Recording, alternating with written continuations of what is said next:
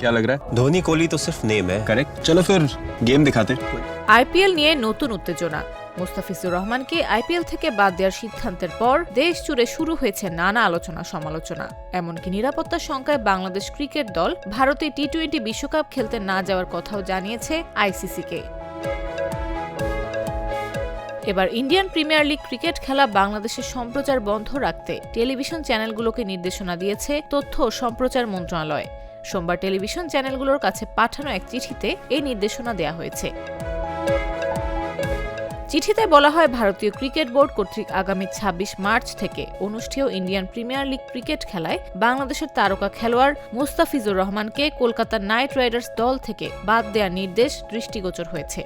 ভারতীয় ক্রিকেট বোর্ডের এমন সিদ্ধান্তের কোনো যৌক্তিক কারণ জানা নেই এবং এমন সিদ্ধান্ত বাংলাদেশের জনগণকে ব্যথিত, মর্মাহত, ক্ষুব্ধ করেছে।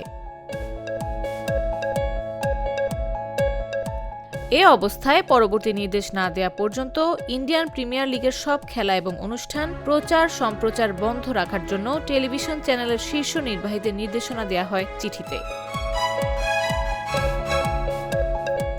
আইপিএল শুরু হবে ২৬ মার্চ, শেষ হবে ৩১ মে। প্রায় এই পুরো সময়ের জন্যই তাকে কলকাতা নাইট রাইডার্সের হয়ে খেলতে অনাপত্তিপত্র দিয়েছিল বাংলাদেশ ক্রিকেট বোর্ড। মধ্যে এপ্রিলের দ্বিতীয় ভাগে এক সপ্তাহের জন্যই শুধু বাংলাদেশে ফেরার কথা ছিল তার।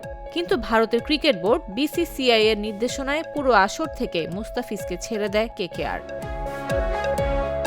নিউজ ডেস্ক, জাগো নিউজ। গ্লিটারের টুইন লেমন ও অ্যান্টিব্যাকটেরিয়াল ফর্মুলা বাসনকে চকচকে জীবাণুমুক্ত করে আমাদের দেয় গ্লিটার গ্যারান্টি।